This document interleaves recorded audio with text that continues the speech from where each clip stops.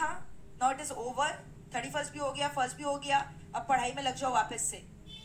Every day will be a new year. तुमको पता है जब मेरा CS का एग्जाम्स होता था ना, for the 3 continuous years I have missed my new year. तुम्हारा तो अभी ET लेवल में फिर भी टिकी टिकी होता है, जय माता दी, पहले डिस्क्रिप्टिव पेपर हुआ करता था। एंड अभी तो इंस्टीट्यूट फिर भी मेहरबान है, छुट्टी दे देता है, एक आध छुट्टी बीच में देता है, क्रिसमस वगैरह में छुट्टी था तुम लोग का इस बार भी एग्जाम में।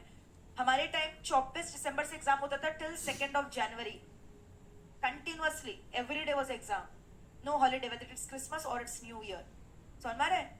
जैसे इन्विजिलेटर जो आता था ना पेपर देने, बोर्ड में ऐसे लिखता था 25 12 दिस ईयर, क्रिसमस तक नहीं बोलता था, हैप्पी न्यू ईयर तक नहीं बोलता था, और उसे हम लोग एग्जाम दे रहे हैं। You understanding? तो 3 साल सैक्रिफाइस किया ना, सैक्रिफाइस मेक्स द वर्थ। अभी मजा आता है वो सब चीजों को याद करके। You are having something for which you can boost of. तो अगर तुमने 1-2 साल न्यू ईयर सैक्रिफाइस भी कर दिया, दिवाली सैक्रिफाइस किया, क्रिसमस सैक्रिफाइस किया, ईद सैक्रिफाइस किया, ओके, एब्सोल्युटली ओके। वही इंसान सक्सेसफुल होता है जिसने सैक्रिफाइस किया है। हर एक चीज तुम एंजॉय नहीं कर सकते, अगर कुछ पाना है तो कुछ खोना भी पड़ेगा। और क्या खो रहे हो? न्यू ईयर ही तो है। Once you get the degree every day will be a new year. क्या कर रहे हो न्यू ईयर में? नाच गाना ही तो कर रहे हो, हर दिन नाचना। जब एक बार डिग्री आ जाए, हर दिन सेलिब्रेट करना, हर दिन फायर क्रैकर्स बर्स्ट करना। You are getting this? तो understand the importance of this crucial time. कल भी मैंने बोला था ये तुम्हारा विद्यार्थी जीवन है, ये तुम्हारा नहीं है अभी ये जीवन, ये विद्यार्थी जीवन है, पढ़ाई का है, प्रोफेशनल डिग्री का है। तो उसको दे दो, उसको सौंप दो, and just give your best shot. और कोशिश करो मुझे बस ये 3 साल में कुछ करके दिखाना है। समझ में आ रहा क्या बोल रहे हैं? अब ऐसा थोड़ी है कि बस कोर्स किया तो करते ही रहोगे जिंदगी भर। 3 साल का टाइम लिमिट लेके रखो अपने लिए, 3 साल में कुछ बन कर दिखाना है। समझ में आ रहा है? After which I can control my life, the steering wheel of the life will be in my control, I will be the driver on the seat. अभी तुम्हारे लाइफ का ड्राइवर कुलजीत, क्या हो गया तुमको? हैंगओवर नहीं उतरा क्या तुम्हारा रात का? नहीं, सुनो चुपचाप जो बोल रहे हैं। अभी जो तुम्हारे लाइफ का स्टीयरिंग है ना, वो किसके पास है? किसी और के पास है। मे बी तुम्हारे पेरेंट्स के पास है या किसी और के पास है, जिसके ऊपर तुम फाइनेंशियली डिपेंडेंट हो। आज से 3 साल बाद तुम चाहते हो ना तुम्हारा स्टीयरिंग तुम खुद ड्राइव करो, कि जिंदगी भर पीछे ही बैठे रहोगे बैक सीट में? खुद का ड्राइवर बनना है ना खुद अपने लाइफ का, तो उसके लिए मेहनत करना पड़ेगा। तभी ड्राइवर, तुम देखो ड्राइविंग कोर्स भी, ड्राइवर बनने के लिए भी तुमको लाइसेंस चाहिए रहता है ना, नहीं तो एक्सीडेंट हो जाता है। तो ये 3 साल में तुमको क्या बनना है? How to be a good driver so that you can control your own life steering. नहीं तो जिंदगी भर नाचते रहना, डांस करते रहना किसी और के स्टीयरिंग में, पीछे मस्ती से बैठे रहना, कुछ फर्क नहीं पड़ना है तुमको। समझ में आ रहा है? जो सामने वाला करे करने दो, always be dependent on that person. हर एक चीजों के लिए, छोटी छोटी नीड्स के लिए, जरूरत के लिए उससे पूछते रहना, डिपेंडेंट रहना, इट्स नॉट गुड थिंग। और तुम समझो जो तुम्हारे पेरेंट्स भी है, कितने पॉइंट ऑफ टाइम तक तुम्हारी लाइफ में तुम्हारे साथ रहेंगे। You understanding? तुमको तो अपना लाइफ खुद ही लीड करना है आगे, for which you need to be a powerful person, for which you need to have knowledge. Power कैसे आएगा? नॉलेज से। नॉलेज कैसे आएगा? डिग्री से। और डिग्री है, नॉलेज है, पावर है, फेम है, पैसा अपने आप आएगा, और फिर रिश्तेदार भी अपने आप आएंगे। You don't have to chase them, people will start liking you. जैसे अभी तुमको मे भी ऐसा लगता होगा कि यार क्यों मैं किसी का फेवरेट नहीं हूँ, क्यों मुझसे कोई बात नहीं करता, क्यों मैं चार्मर नहीं हूँ, मैं हीरो नहीं हूँ, मैं हीरोइन नहीं हूँ, क्योंकि तुम्हारे अंदर भी कोई बात ही नहीं है ना ऐसा कुछ होने का। So wait and watch, if even the people who are not liking you right now will like you after 3 years when you have power, fame and money. This is a brutal truth of your life. तुम समझ रहे हो? तुम घर पे ही देख लो, अगर suppose करो यू आर 2 siblings, एक जन बहुत लायक हो चुका है, पढ़ लिख के बहुत नौकरी कर रहा है, बहुत अच्छा पैसा कमा रहा है, तो तुम ये देखो ह्यूमन नेचर है, ऐसा नहीं मम्मी पापा पार्शलिटी कर रहे हैं, नहीं चाह के भी थोड़ा इंपॉर्टेंस ज्यादा उस बंदे को मिलेगा, और तुमको भी प्राउड होना चाहिए सामने वाले बंदे के ऊपर, रादर देन गेटिंग जेलस। समझ में आ रहा है क्या बोल रहे हैं? बट हमारे अंदर वो ट्रेड्स आने लगते हैं, नहीं यार हमको क्यों नहीं बने। तुम्हारे अंदर कुछ होगा तब तो तुमको कोई अप्रिशिएट करेगा, तो अपने आप को उस काबिल बनाओ, तब लोग अपने आप पीछे आएंगे, तुमको लोगों के पीछे भागने का दरकार नहीं पड़ेगा। समझ में आ रहा है? और ये जो आउटर ब्यूटी होता है, this is just a myth. कोई ऐसा नहीं किसी को खूबसूरती देखकर कोई आता है तुम्हारे पीछे, ऐसा कुछ नहीं होता। लोग आते हैं तुम्हारे पीछे क्या देखकर? तुम्हारा पर्सनैलिटी देखकर, तुम्हारा पावर देखकर, करिश्मा देखकर, और वो कैसे आएगा? डिग्री और नॉलेज से। तो बहुत मेहनत करो इस 3 साल में कि तुम्हारे पास बहुत जल्द डिग्री आए, और तुम मतलब पूरी दुनिया तुम्हारे काबू में रहे, कंट्रोल में रहे। तुम डिसाइड कर, आज मेरे को मूवी जाना है हम जाएंगे, आज मेरे को गाड़ी खरीदना हम खरीदेंगे, आज मेरे को अब्रॉड जाना है हम जाएंगे, मेरे को कोई से पूछने का दरकार नहीं है। I don't need anyone certification, this is my life, I will control my life. Then have this attitude. But अभी से तुम्हारा ये एटीट्यूड है, विच इज वेरी रॉन्ग. कुछ है तुम्हारे पास अभी? कुछ नहीं है. तो मम्मी पापा का बैंक बैलेंस हो, तुम्हारा नहीं है. Sorry to say, even you are born in a very rich family, एकदम मतलब रईस फैमिली में पैदा हुए हो, but ultimately in the long run तुमको यही सुनाया जाएगा कि तुम क्या हो, बताओ? बोझ हो. और दूसरा, तुमको तो विरासत में मिला है. No one will respect you. Respect तभी आता है जब तुम अपने बलबूते पे कुछ करके दिखाते हो. और ऐसा हुआ सबको मिल जाता है, या कुछ को नहीं भी मिलता है, बट वो भी एक बोझा ही रहेगा. तुमको रियल हैप्पीनेस कब मिलेगा? जब खुद अपने मेहनत से पैसा कमाओगे और उससे उसको उड़ाओगे. वो अलग ही खुशी है. तब तुमको देने में भी अच्छा लगता है किसी को. समझ में आ रहा है? सपोर्ट भी करोगे सब दूसरों को, अपने फैमिली मेंबर्स को. तो प्लीज मेहनत करो. Whether you are boy, you are a girl, does not matter. You both have to work very equally hard. ऐसा नहीं गर्ल हो तो एग्जेम्पशन है, तुमको भी उतना ही मेहनत करना है. समझ में आया? तो प्लीज मेहनत करो. और ये 3 साल का इंपॉर्टेंस समझो. ये 3 साल लाइफ के कभी दोबारा नहीं आएंगे तुम्हारे पास. ये 3 साल एकदम अपना पूरा जज्बा लगा दो. 11-12 नहीं है ये. समझो चीजों को. और कैसे करना है? जो क्लासेस में पढ़ाए जा रहे हैं डेली पढ़ो, घर जाके उसको रिवाइज करो, टेस्ट दो, छोटे छोटे स्ट्रेटेजी बनाओ. हम ये नहीं बोल रहे मस्ती मजाक मत करो, करो, लेकिन खाली मस्ती मजाक मत करो. ये नहीं कि ट्यूशन आ रहे हो मस्ती मजाक करने के लिए, ग्रुप बनाने के लिए, दोस्ती बनाने के लिए, प्यार बनाने के लिए. ये सब वेट कर सकता है, ये चीज वेट नहीं करेगा. ये जो तुम कर रहे हो ना, ये 3 साल बाद भी कर सकते हो, लेकिन ये चीज तुम 3 साल बाद नहीं कर पाओगे. तो please utilize your time very cautiously, study very hard. अपने अंदर एकदम डिजायर, बर्निंग डिजायर पैदा करो, मेरे को करना ही है ये कोर्स. अगर वो ठान लोगे ना, तुमको कोई ताकत नहीं रोक सकता है क्लियर करने से. तुम्हारे अंदर वो जज्बा होना चाहिए. वीकेस्ट से वीकेस्ट बच्चा क्लियर कर जाता है, स्मार्टेस्ट से स्मार्टेस्ट बच्चा ड्रॉप डाउन कर जाता है बिकॉज ऑफ ओवर कॉन्फिडेंस. ना ओवर कॉन्फिडेंस लाना है, ना अपने आप को कमजोर समझना है. तुम जहाँ आए हो वहां पे तुमको एकदम एप्ट कंटेंट मिल रहा है. अगर इस कंटेंट को देखोगे, पढ़ोगे, रिवाइज करोगे, तुम रैंक ला सकते हो. और ये मत सोचना हम क्या रैंक लाएंगे, हमारा तो 60% आता था, हम बैक बेंचर्स थे, हम तो ऐसे ही कर ले रहे कोर्स. ये सब थॉट मत लेकर आओ. तुमको मैंने पहले भी बताया था, मेरी एक बेस्ट फ्रेंड है, 50-60% उसका आता था. She is a CA, she is a CS as well, qualified both. एक कंपनी भी मैटर करता है. उसको अच्छा कंपनी मिला ना. तुम लोग को भी तो अच्छा कंपनी मिल रहा है, तुम लोग को भी तो अच्छा कंपनी मिल रहा है. तो कंपनी मैटर करता है. आलतू फालतू कंपनी में मत रहो. कोई ऐसा दोस्त है, आज ही छोड़ दो उसको, जो तुम्हारा माइंड को डिस्ट्रैक्ट करता है, इधर उधर का फालतू बात करता है, पढ़ने नहीं देता, डिस्टर्ब करता है. उसका लाइफ में कोई एम्बिशन नहीं है, या तो ऑलरेडी वो बहुत रईस है, बाप दादा का बहुत पैसा है उसके पास, उसको फर्क नहीं पड़ता. तुमको तो करना है कुछ लाइफ में. कंपनी भी मैटर करता है, उसका नेगेटिव इन्फ्लुएंस आएगा तुम्हारे ऊपर. अच्छे दोस्तों के संग रहो जो पढ़ाई के प्रति सीरियस है और अपने लाइफ में कुछ गोल है उनका, यार उनको कुछ करना है, तो तुम भी वैसे ही बनते जाओगे. समझ में आ रहा है? और तुम खुद का गोल बनाओ ना. तो ऐसे लोगों से भी दूर रहो. और एक मेरी फ्रेंड थी, she was a topper in class 12 boards. समझ में आ रहा है? मेरे स्कूल में मैंने ही टॉप किया था, वो कोई दूसरे स्कूल की थी. Let me tell you, she has not cleared her CA till now. तो तुम समझ रहे हो? अब वो छोड़ दी ना, ऑब्वियस बात है, इतना दिन हो गया, अब कौन करेगा. देखो 2 कैटेगरी के लोग होते हैं. टॉपर होने के बाद भी उसने नहीं किया, और वीकेस्ट बच्ची ने भी सीएस दोनों कर लिया. तो दोनों मेरे पास लाइफ एग्जाम्पल है. तो ना तो ओवर कॉन्फिडेंट फील करना है, और ना तो अपने आप को लेट डाउन फील करना है.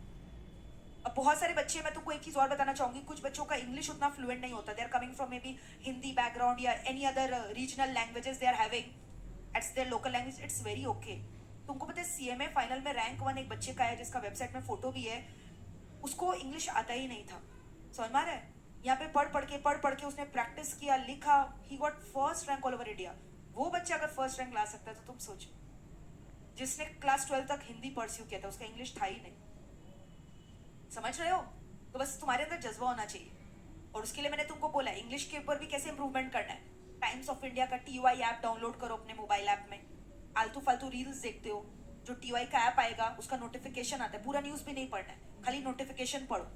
तो तुम इससे करंट अफेयर्स भी तुमको पता रहेगा. डम्ब नहीं रहोगे. कहीं भी जाओ तो तुमको अच्छा लगेगा. जो भी डिस्कशन हो रहा है, you will be aware of that, otherwise you feel डम. तो वो अभी से देखो, उसको देखो, न्यूज को रीड करो, एटलीस्ट अच्छा हैबिट आएगा. मनी कंट्रोल का ऐप है, उसको डाउनलोड करो, उसको स्क्रॉल करो. स्टॉक मार्केट के बारे में सीखने मिलेगा उसी को स्क्रॉल करते करते. न्यूज पढ़ो. समझ में आ रहा है? मैगजीन्स पढ़ो अच्छा अच्छा. टीवी देख रहे हो, फालतू चीज मत देखो, इट्स एन इडियट बॉक्स. कुछ अच्छा चीज देखो जिससे तुम्हारा वैल्यू एडिशन हो रहा है. तो अभी से तुमको ऐसा वाइजली प्लान करना पड़ेगा ये 3 साल. समझ में आ रहा है? अल्तू फालतू चीज में मत पढ़ो अभी, दिस विल रूइन योर लाइफ। समझ में आ रहा है? तुम देखो कोर्स जो इतने सारे बच्चे ज्वाइन करते हैं, पासिंग परसेंटेज खाली 20% क्यों होता है? कभी सोचा है? 20% भी ज्यादा बोला, अभी तो और कम हो रहा है पासिंग परसेंटेज। यानी 100 में से चलो एवरेज पकड़ते हैं 15 बच्चे खाली पास करते हैं। कभी सोचा है क्यों? 50% बच्चे तो एग्जाम में ही नहीं बैठते उसमें से जो तैयारी करते हैं, दे डेफर देयर टर्म, डर के मारे। सिलेबस बहुत ज्यादा है, पहले से प्लानिंग हुआ नहीं है, बैकलॉग्स हो गया क्रिएट, अब लास्ट में क्या करें? Term defer. हालत खराब, हमसे ना हो पाएगा। या तो 2 ग्रुप दे रहे थे, 1 ग्रुप देंगे, हमसे ना हो पाएगा। और ये प्रॉब्लम क्यों हुआ? क्योंकि तुमने लास्ट में डिले किया सब चीजों को। पहले से अगर प्लानिंग करके पढ़ोगे ना, मेरा इतना तारीख तक ये सिलेबस हो जाना चाहिए, इतना से इतना मेरे को ये रिविजन करना है, कभी ये प्रॉब्लम आएगा ही नहीं। तो 50% तो ऐसे ही कॉम्पिटिशन से आउट है। तुम समझ रहे हो? अब इस 50% में किस टाइप के बच्चे हैं? कुछ मस्तीखोर बच्चे, दे दिया एग्जाम बस for the sake of giving, जो होगा देखा जाएगा। एक बार ट्रायल कर लेते, उनको पता है अंदर क्या होना है, बस दे देते एग्जाम, चल एक बार दे देते, देखा जाएगा जो होगा। उनको डर ही नहीं लगता, वो दे देते एग्जाम, और उनको रिजल्ट भी पता होता है क्या होना है, फिर भी नहीं पढ़ते हैं। रिजल्ट एग्जाम देने के बाद भी फिर वेट करते हैं, रिजल्ट निकलेगा तब पढ़ना चालू करेंगे। Clinging to a false hope, may be clear हो जाए, भगवान जी थोड़ी क्लियर कर देंगे ऐसे ही तुम्हारे एग्जाम, लिख के नहीं आओ पेपर में। फिर पढ़ना चालू करते हैं रिजल्ट के बाद, टाइम किल किया पूरा, अब रिजल्ट के बाद टाइम ही कितना बचा, फिर तो एग्जाम आ गया, वो सर्कल में फंस जाते हैं। फिर टर्म पे टर्म, अटेम्प्ट पे attempt, and then they quit the course. समझ रहे हो तुम? तो वो हो गए 20% बच्चे, और 50 तो दिया नहीं, 20% ऐसे। You understanding? अब तुम समझो ये 30 में तुम्हारा कंपटीशन है, तब तुम इसमें रैंक नहीं ला सकते हो। सोचो तुम्हारा कंपटीशन किससे है? 30% बच्चों से है यार। आधा जन तो ऐसे ही शॉर्टलिस्ट हो गया, आउटलिस्ट हो गया, शॉर्टलिस्ट नहीं आउटलिस्ट हो गया, दिया ही नहीं एग्जाम, डेफर कर गया, एक एग्जाम दिया, पैनिक करके छोड़ दिया बीच में। तो तुम्हारा कंपटीशन ज्यादा लोगों के संग तो है ही नहीं, तुम अच्छे से पढ़ लोगे तो रैंक आ ही जाएगा ना। समझ रहे हो? अब उसमें से कुछ बच्चे जिन्होंने नर्वसनेस में पेपर ठीक से नहीं लिखा, एग्जाम फियर की वजह से हाथ पैर कांपने लग गया, पेपर देख के डर गए। 1000 बार बोला हुआ है प्रोफेशनल एग्जाम में एक ना एक पेपर टफ आएगा ही आएगा। पेपर टफ आ रहा है, control your nerves, all is well, whatever you know just write down in the paper. हर एक experiences whatever I give you, I have lived that experience, therefore I can share you those incidents. Professional level में एक paper भयंकर tough आया था, I just knew hardly 30-40 marks in that paper, I scored the highest in that paper. Just think the topic like an essay and start writing it. Essays are also unseen. तुम इतना knowledge ले चुके already अपने अंदर, तुम लिख लोगे कुछ भी रेलिवेंट। तो just trust yourself, you are capable of doing everything if you have joined this course, and mentally you have to be very very tough. जो बच्चा डर जाएगा, मेंटली अपने आप को स्ट्रांग नहीं रख पाएगा, बाप रे बैक टू बैक एग्जाम है, सेम डे फिर पढ़ना है, फिर एग्जाम देना है, कैसे होगा, पूरा चक्कर आ रहा है, मम्मी बचाओ, ऐसे नहीं होता एग्जाम। अपने आप को कड़ा बनाओ। तभी तो बोलते हैं जो बंदा ये प्रोफेशनल कोर्स को सर्वाइव कर लेता है ना, वो लाइफ में कोई भी चैलेंजेस को सर्वाइव कर लेता है। ये कोर्स तुमको एकदम पूरा एकदम पता है, अब सॉलिड बॉडी तुम्हारा बना देता है। तो छुई मुई बनने से नहीं चलेगा, छुई मुई मत बनो, रॉक सॉलिड बनो, और अपने आप बनोगे। कोर्स तुमको टफ बनाओ, मेंटली भी। You understanding? 8:20। So this is a course, welcome to professional course. अगर सब कुछ इतना इजी होता, लोग करते ही क्यों, करते ही कैसे बताओ? फिर तो 100% पास परसेंटेज होता। टफ है तभी तो 100 में से 15 बच्चे आज पास हो रहे हैं। और टफ क्यों है? टफ किसको लगता है? जिसका तैयारी सही ढंग से नहीं है। तैयारी अगर सही ढंग से, गाइडेंस सही है, तो तुम आराम से क्लियर करोगे। तुमको समझ में आ रहा है? तुम सोचो, ऑलरेडी मैंने ये कोर्स किया है, मेरे ब्रदर ने ये कोर्स किया है, हम लोग के फैमिली में ये चीज है, पूरा देखते आए हैं बचपन से। समझ में आ रहा है? तो तुमको एक एक नॉलेज तुमको दिया जा रहा है। ऑल ओवर इंडिया खुद का मेरा रैंक आया है, तुम उससे पढ़ रहे हो, फिर भी अगर तुम इनपुट लेके रैंक नहीं ला पा रहे हो, तो फिर क्या फायदा पढ़ने का? एक्सप्लॉइट करो हमारे नॉलेज को जो तुमको मिल रहा है विरासत में। हमें नहीं मिलता था ये सब। समझ में आ रहा है? बहुत सारा प्रेशर होता था, फैमिली प्रेशर होता था, पढ़ा भी रहे थे, 2-3 कोर्स कर रहे थे, परस्यू आर्टिकलशिप चल रहा था सीए का, तो बहुत सारा प्रेशर होता था, बट उसमें भी मैनेज करके रैंक लेकर आए। तो प्रॉब्लम पता है क्या है ह्यूमन नेचर का? जब ज्यादा तुमको कंफर्ट मिलता है ना, तुम और बेकार होते चले जाते हो। तो अपने आप को कंफर्ट जोन से बाहर निकालो, एक्सेप्ट द चैलेंजेस। ज्यादा आराम तुमको और बेकार करता है, सच बता रहे। तुम देखना जितने भी बच्चों का रैंक आता है ना, तुम बैकग्राउंड रिसर्च करना, they are from very humble background, they know the adversities of the life. जिसके पास ऑलरेडी उन्हें समझ नहीं आता ना कि क्यों कर रहे हैं course. And I believe everyone is coming here from a humble background, right? So work hard for it. Make your parents proud, make yourself proud. तुमको कितना गर्व महसूस होगा मैं बता नहीं सकती हूँ जब स्टेज में फेलिसिटेट किया जाएगा बुलाकर। आजकल तो, पहले तो रैंकर्स लोग को फेलिसिटेट करता था इंस्टीट्यूट, आजकल तो सबको बुलाकर करता है। पूरा एकदम जैसे नहीं होता है ग्रेजुएट बनने के बाद, जैसे नहीं दिखाता है टीवी वगैरह में वो पहनाकर सब वो सब करता है, तो वैसे कोई कॉन्वोकेशन तुम लोग का भी होता है। पहले तो खाली रैंकर्स लोग का होता था, अभी सबका होता है। वो फीलिंग ही अलग है। और उसमें पेरेंट्स को ले जाना, स्टेज में खड़ा करना, सब तालियां बजा रहे हैं, इंस्टीट्यूट का चेयरमैन तुमको फेलिसिटेट कर रहा है, क्या बात है, समझ रहे हो। और हम तो इतने अनलकी थे, मेरा ऑल ओवर इंडिया रैंक आया था, मेरे को आगरा में बुलाया गया था टू गेट फेलिसिटेटेड, और उस समय जो प्राइम मिनिस्टर थे वो फेलिसिटेशन कर रहे थे इंस्टीट्यूट में। I could not go, you know why? Because of 2 reason. एक तो मेरा सीए का एग्जाम्स उस समय आसपास था, एंड दूसरा द फाइनेंशियल कॉन्स्ट्रेंट। अब ट्रेन से जाएंगे इतना टाइम वेस्ट होगा, फ्लाइट वगैरह we could not afford that time, therefore we could not go, you understanding. तो मेरे को मिला, मतलब they have send it by post, but I could not be there in the felicitation. Medal पहनाया जाता सबके सामने, और ऑल ओवर इंडिया मेरा विमेन कैंडिडेट में 2nd रैंक था, और एक ग्रुप में मेरा 1st रैंक भी था। मेरे को 3 अवार्ड के लिए बुलाया गया था वहां पे।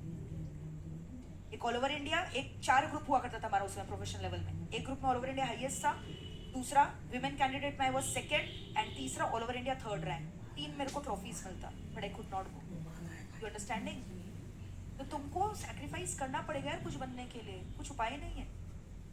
और कुछ ये सब चीज अगर मिल जाए ना, इतना खुशी वाला मोमेंट है ना, तुम लाइफ टाइम बूस्ट कर सकते हो ये सब चीजों को, लाइफ टाइम। कभी भी डाउन फील होता है तो मैं क्या करती हूँ, मैं अपना डिग्रीज को देख लेती हूँ, मैं अपने अचीवमेंट्स को देख लेती हूँ। पैसा थोड़ी सुकून देगा यार, पैसा बैंक बैलेंस थोड़ी देखते हैं, क्या देखते हैं, इज्जत कितना है, नाम कितना है, ये सब देखा जाता है।